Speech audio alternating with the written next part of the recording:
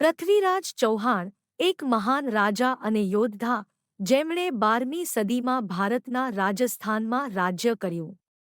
તેમના શાસન દરમિયાન તેઓએ અવારનવાર સુલતાન મહમ્મદ ગઝની સામે યુદ્ધ કર્યું. પૃથ્વીરાજની શૌર્ય અને ન્યાયની ભાવના તેમને લોકપ્રિય બનાવતી હતી. તેમણે સિંહાસન બત્તીસીનો પ્રસંગ પણ નોંધપાત્ર છે, જ્યાં તેમણે સત્ય અને ન્યાય માટેની લડાઈમાં પોતાના દુશ્મનને હરાવ્યો. પૃથ્વીરાજની પ્રેમ કથા પણ પ્રસિદ્ધ છે, જેમણે સંદ્રા સાથે પ્રેમ કર્યો, જે તેમની જીવનની એક મહત્વપૂર્ણ ભાગ છે.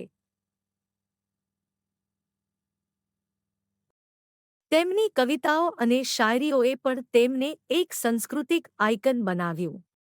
પૃથ્વીરાજ ચૌહાણની વારસા આજે પણ આપણા હૃદયમાં જીવંત છે, અને તેમની શૌર્ય કથાઓ આજે પણ પ્રેરણા આપે છે.